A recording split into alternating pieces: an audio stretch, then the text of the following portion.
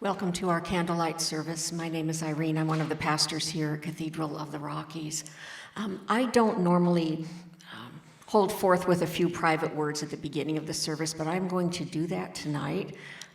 I want to acknowledge our incredible musicians, who I don't thank enough. I work all day here at the church, and I come down here at 5:30, often very tired, frankly, and not sure how I'll make it through the evening, and I listen to them rehearse from 5:30 to 6, and it's just in time refilling of my gas tank. And so I want to especially thank all of you for giving me that reset. Tonight we're going to open with some words from Thomas Kelly. I didn't know a lot about Thomas Kelly until last week, and Michael had some words for us from him, and I got really interested, and we'll be reading more. But these are some words from Thomas Kelly. He who knows the presence knows peace, and he who knows peace knows power and walks in complete faith that objective power and love which has overtaken him will overcome the world. Thomas Kelly.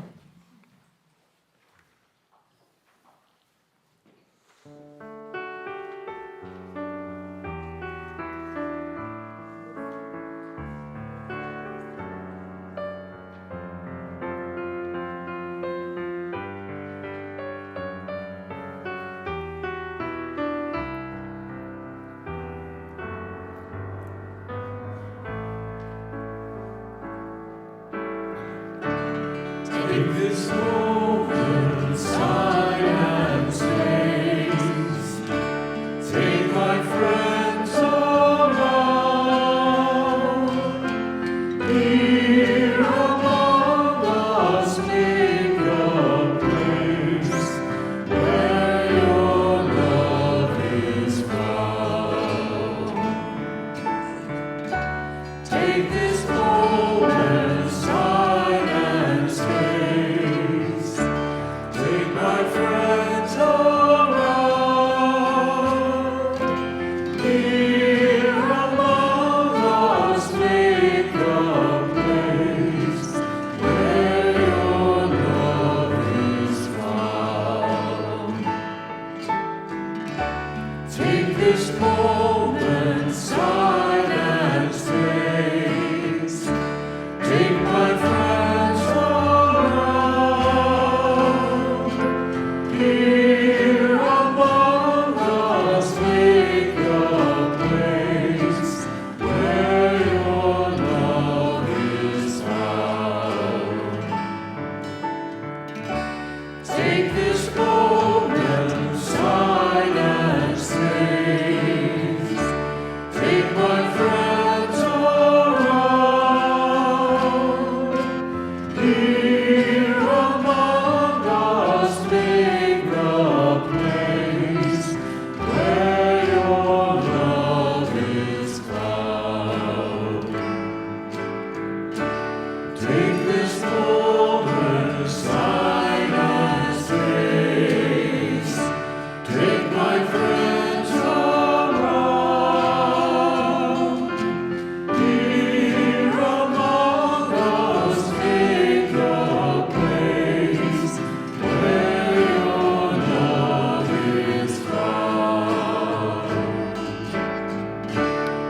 this moment, silence days. Take my friends around. Here among us, make a place where your love is found. Take this moment, silence days. Take my friends around. Here among us, make a place where your love is found. Take this moment, silence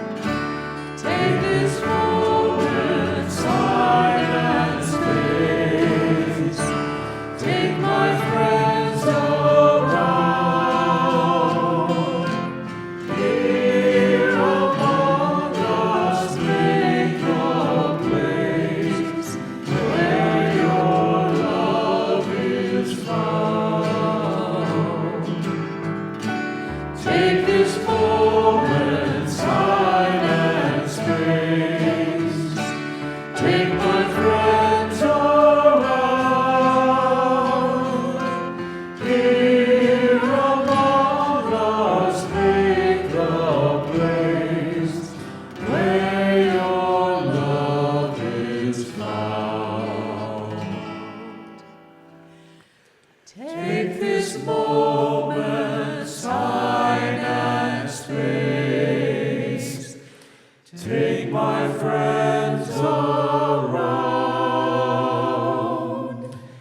Here among us, make a place where your love is found.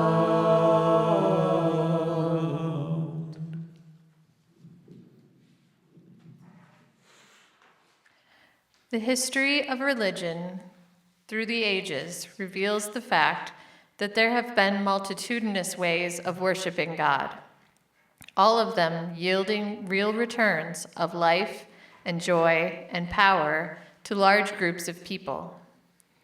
At its best and truest, however, worship seems to me to be a direct, vital, joyous, personal experience and practice of the presence of God. Rufus Jones.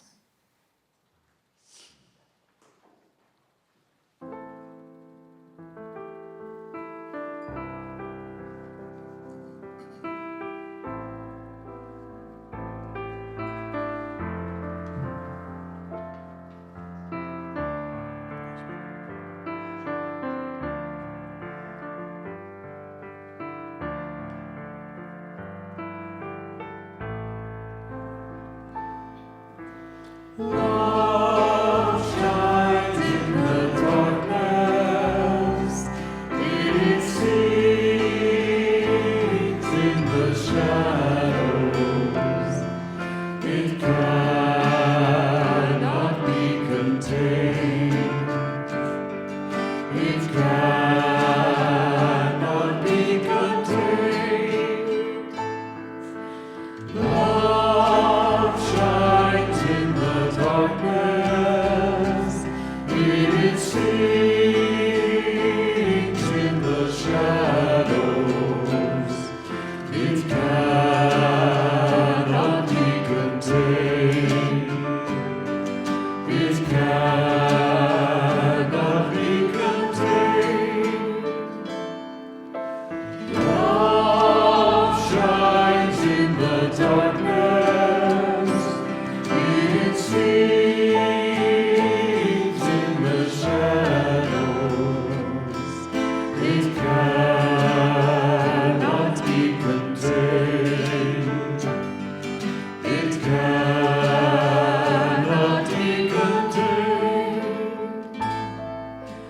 Love shines in the darkness, it sings in the shadows, it cannot be contained, it cannot be contained.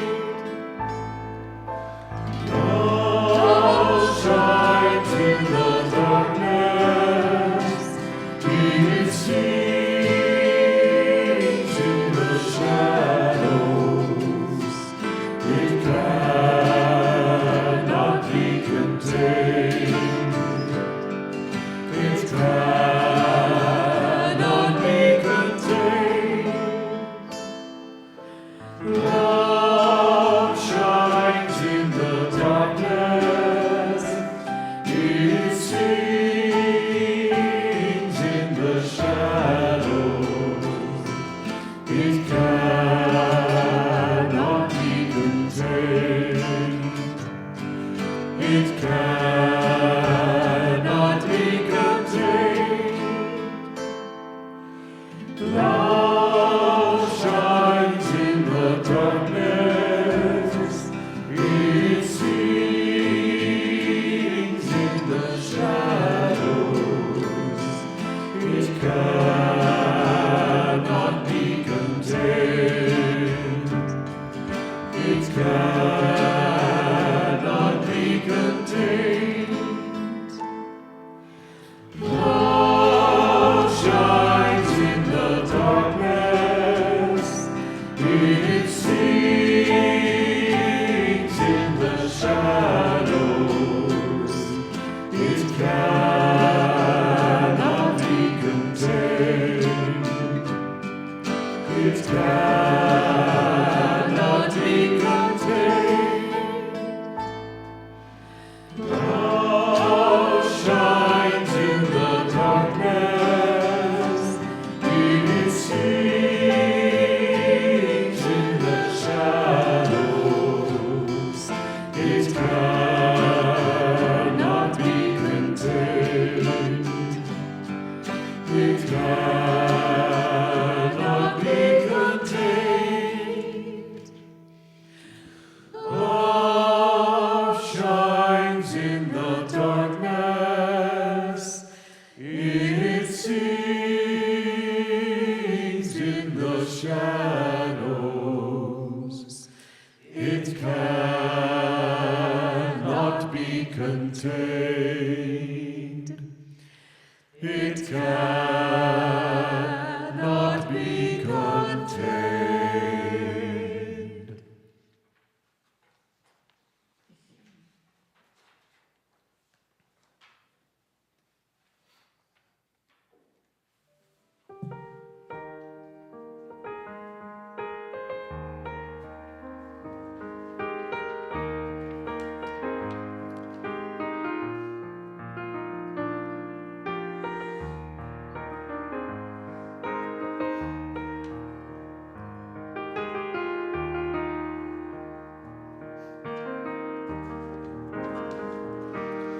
If I take the wings of the morning and I fly to the ends of the earth, I'll awake with the dawning to find you still with me. If I take the wings of the morning and I fly to the ends of the earth, I'll awake with the dawning to find you still with me. If I take the wings of the morning and fly to the ends of the earth, I'll awake with the dawning to find you still with me. If I take the wings of the morning and fly to the ends of the earth, I'll awake with the dawning to find you still with me. If I take the wings of the morning and I fly to the ends of the earth, I'll awake with the dawning to find you still with me. If I take the wings of the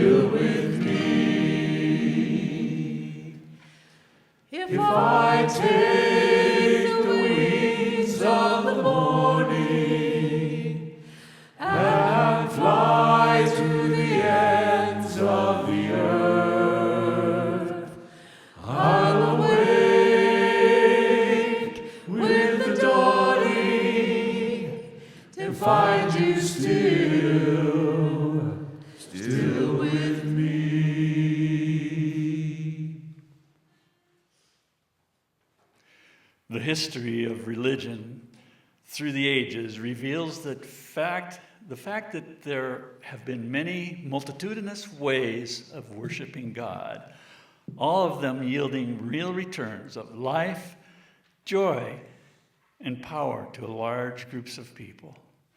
At its best and truest, however, worship seems to me to be a direct, vital, joyous, personal experience and practice of the presence of God. Rufus Jones.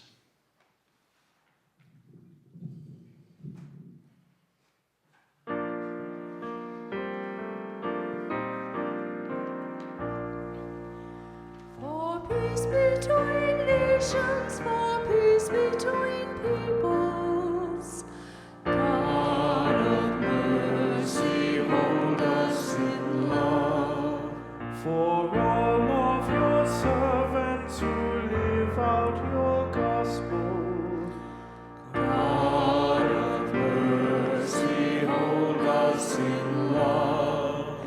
For all those who govern, that justice might guide them, God of mercy, hold us in love. for all those who labor in service to others, God of mercy, hold us in love.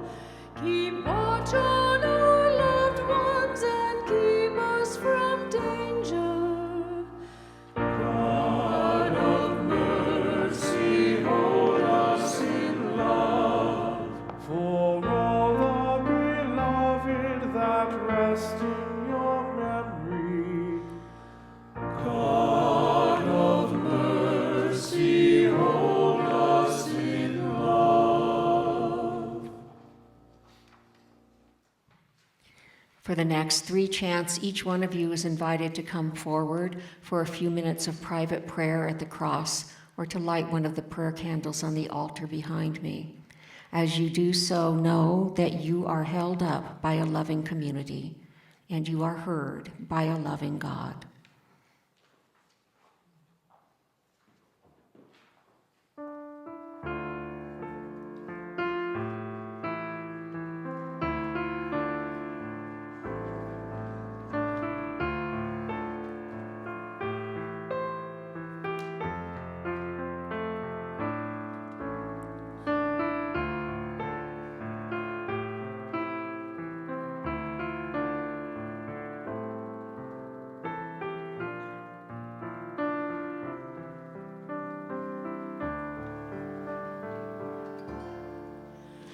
When my boat is storm-tossed and sinking,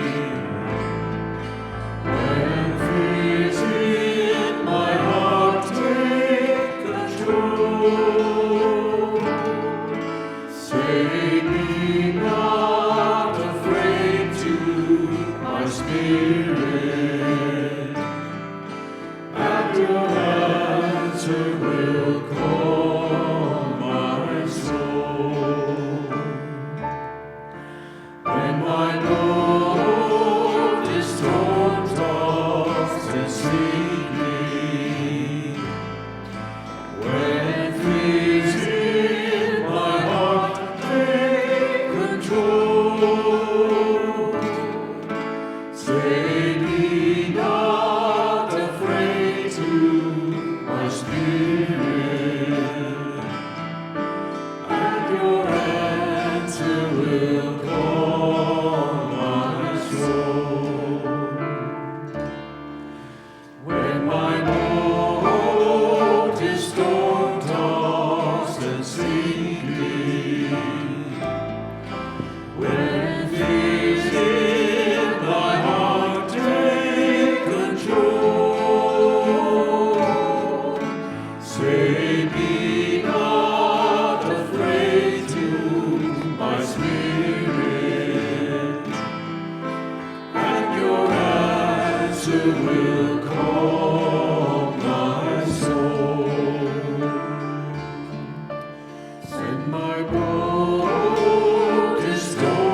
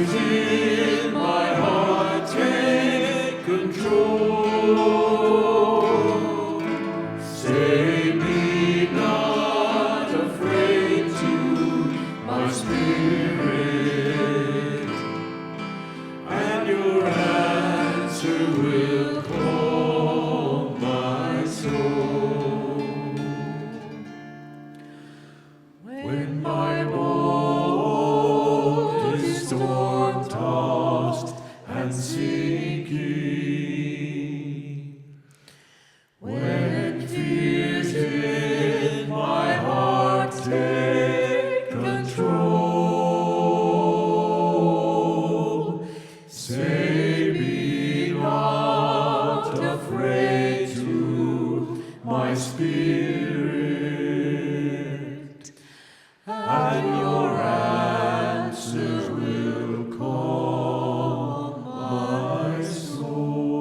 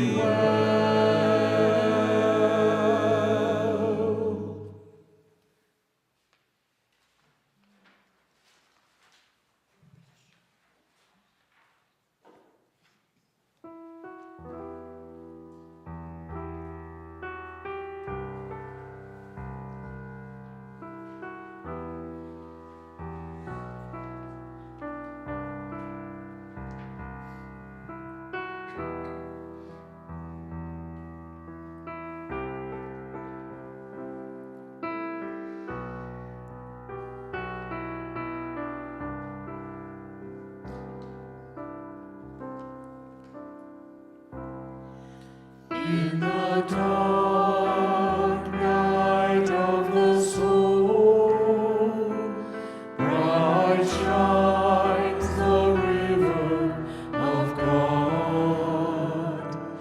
O night that guides me, O night more lovely than the dawn.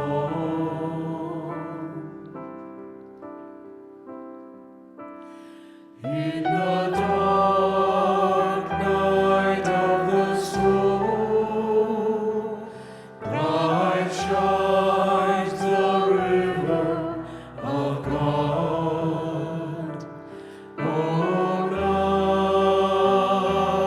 night that guides me, O night more lovely than the dawn.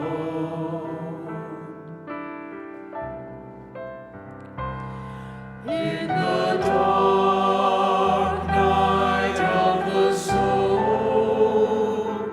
bright shines the river of God. O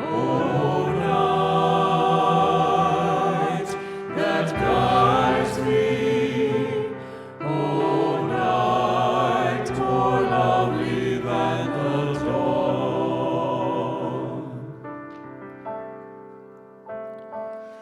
In the dark night of the soul, bright shines the river of God. O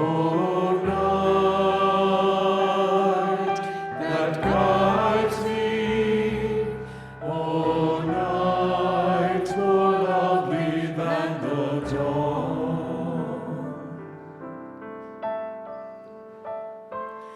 In the dark night of the soul, bright shines the river of God. O night that guides me, O night more lovely than the dawn.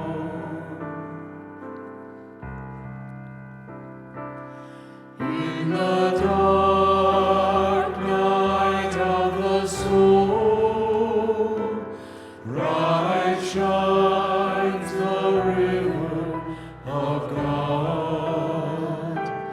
O night that guides me, O night more lovely than the dawn.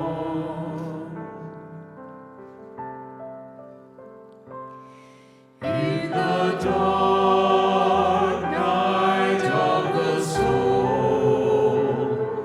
bright shines the river of God. O night that guides me, O night more lovely than the dawn.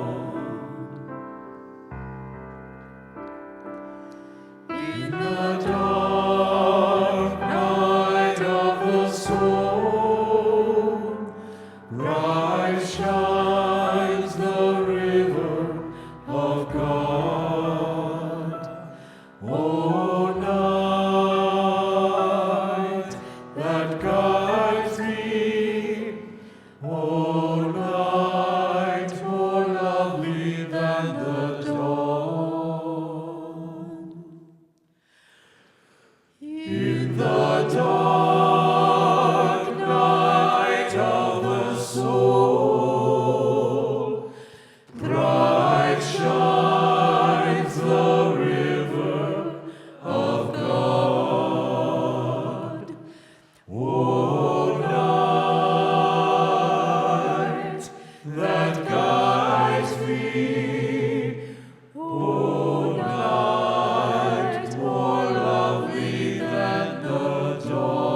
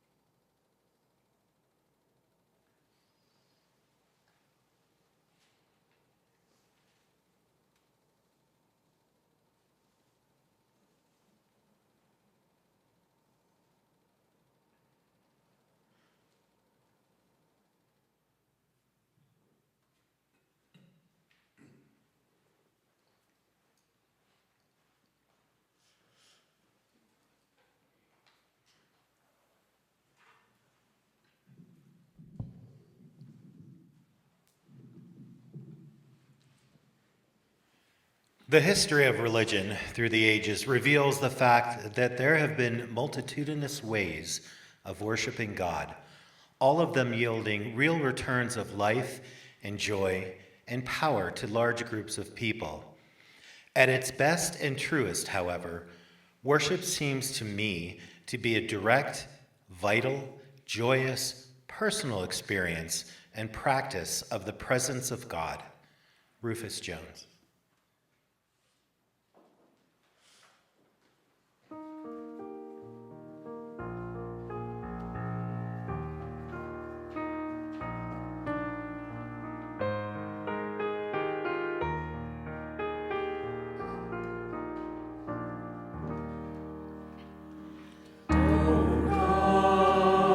Nobis, Pachem, Pachem, Dona.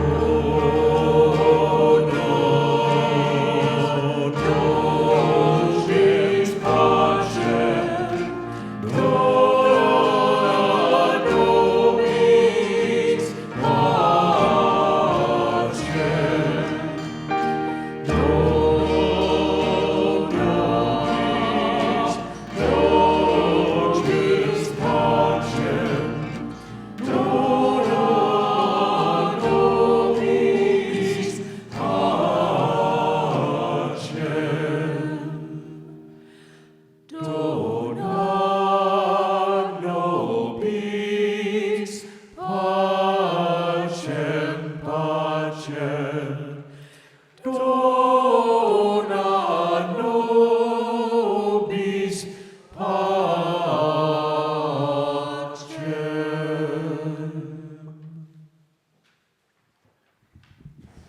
Hey, everyone. So Frederick Buechner, that great Christian writer, once wrote that your purpose in life, your vocation, is at that place where your great love meets the world's great needs. And what I love about the Quaker religion movement is that is a place where we can find that great love, that great purpose in our life, that great desire that we have to make a difference, and the world's great needs. One Sunday, it must be about 10 years or so ago, I was determined to learn more about silence. And we've been talking about silence these last few weeks. Sitting in silence, breathing in silence, in and out. I'd begun practicing it with a format that my friend Dave Player actually gave me from that great Buddhist Thich Nhat Hanh, where you go through a format of breathing. In your mind, it's breathe in, breathe out for 5 minutes, in, out, and then deep, and then slow, and then deep, and then slow, and then calm, and then ease, calm, and then ease, and then smile, and then release, and smile, and release, and the present moment, beautiful present moment, the present moment, the beautiful present moment. And I'd been doing that for a while. He taught it to me before I took a trip to Italy. But then I heard about a Quaker meeting, and I heard about the Quakers, and they had a service here in town. And I think it was up at the Cabin building. You know where the Cabin, they used to call it the Log Cabin, but it's the Cabin Literary Center. It used to be there. Anyway, upstairs. And I went one Sunday morning, and they had a sit for 30 minutes, which is very short for them, but on business days, which is once a month, the Quakers have, at least this community had, 30 minutes one day and then an hour all the rest of the days. So, of just being quiet. It's 30 minutes of just being quiet together. You're sitting around in a circle or a square. In this case, it was a circle, and it was a small group of people, maybe about that row of people sitting in a circle looking at each other, kind of breathing together. And it was an anxious 30 minutes for me because, after all, they knew each other well, and I didn't even know myself all that well. What do you do when your stomach starts gurgling, or worse, in a very small, tightly bunched group of totally silent people? But the experience was meaningful, and I knew I wanted to learn much more about quiet prayer, both by myself and with others. But for whatever reason, I never went back to another Quaker meeting. But since that time, I've learned so much from the Quaker authors. So Parker Palmer's one of them. And some of you may know Parker Palmer from his teaching and his great book, The Courage to Teach. And I actually ran into Parker Palmer around the year 2000. He and I were both speaking at a conference, and we happened to be on stage together. He was a great, famous person. So I didn't even meet him. I just happened to be on the stage with him at the same time. But it was in Minneapolis, and he'd already written The Courage to Teach. And that was one of the books I actually devoured when I began learning about adult learning and teaching. And since then, I've read many of his books, and the latest ones I've read are Let Your Life Speak and A Hidden Wholeness, which I've talked about here a little bit. The Hidden Wholeness, he just wrote On the Brink of Everything. He's got a podcast. He works with Carrie Newcomer. He's both a teacher and an activist, and one of my favorite authors. He's now 86 years, still producing books and podcasts. And then I discovered Thomas Kelly, and you are familiar with Thomas Kelly. That's who Irene was referring to tonight, and his Testament of Devotion, just a few years ago. And he wrote about a person named John Woolman. And John Woolman is a man that one person described as the quietest rebel in history. And I had to track down the Journal of John Woolman when I read about it in Thomas Kelly's book. And it's called The Journal of John Woolman and a Plea for the Poor. It's his spiritual autobiography. And this book is so used, and I bought it used. It's so used that the cover came off of it and I had to glue it together today. That's how much I care about this book. But the thing about John Woolman, which is very, very interesting, he's Quaker. He was on his way to becoming a very wealthy man in the retail business. He was a tailor and he was producing goods. And all of a sudden, one day, he felt a, quote, stop in his mind. And he asked himself if did not truth required him to live a life more free from outward cumbers. So instead of pursuing money, which he was very good at, he withdrew wholly from his profitable retail trade to better attend to his inward business. The true business, he says, of his life.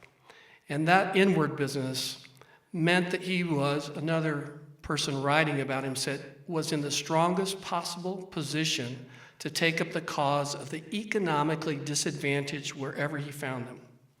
So John Woolman, economically successful, stood back from his busy life, and he took advantage of that time to care for the economically disadvantaged. And what he's most known for is his opposition to slavery, which in the mid-1700s was hardly a blip on the screen of people in those days. People weren't even talking about it.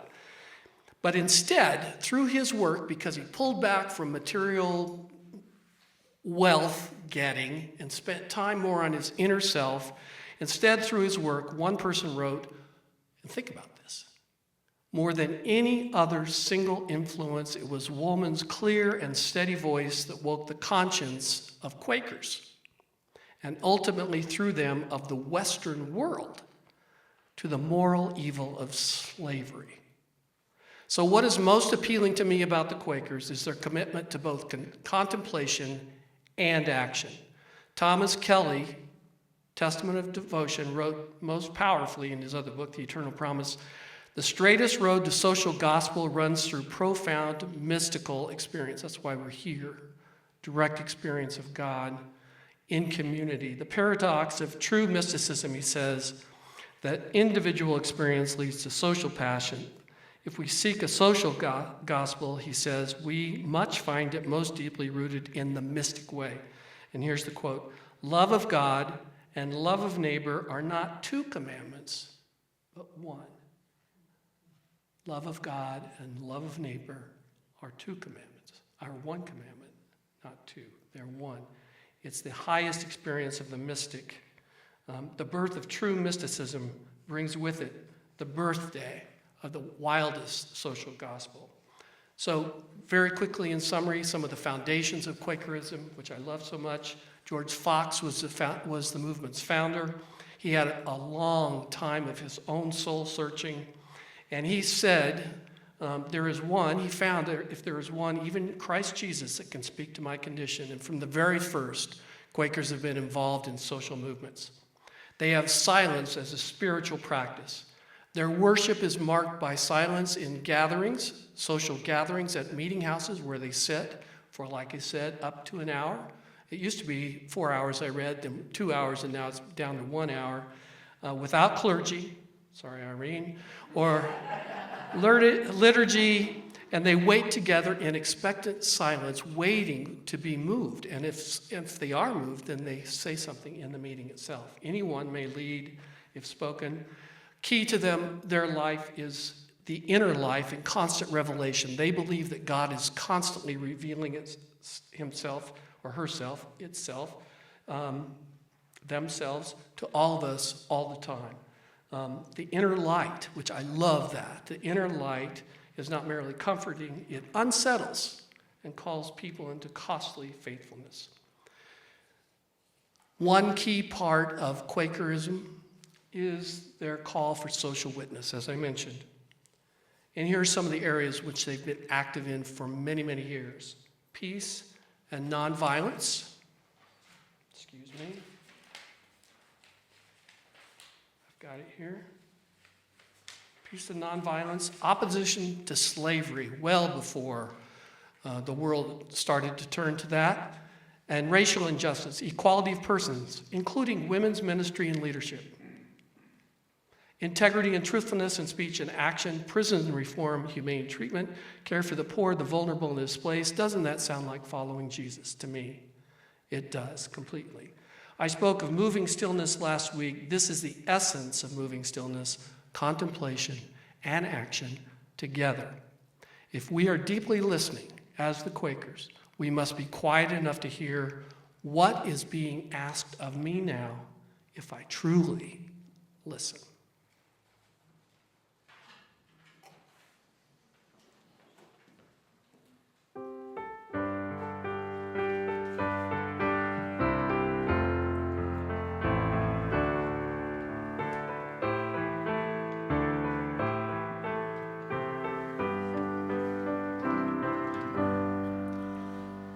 Your servant now go in peace, O Lord. Now go in peace according to your word. Let your servant now go in peace, O Lord. Now go in peace according to your word. Let your servants now go in peace, O Lord. Now go in peace according to your word, to your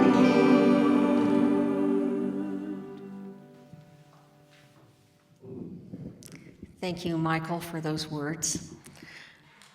As we've been talking about for the last several weeks, we are starting a second contemplative service. It will be on Wednesday nights. It will not be identical to this service, although there will be candles and there will be chanting. Other things different. We haven't formally launched that service yet, but we've been asking for folks to come on Wednesday night and give us feedback.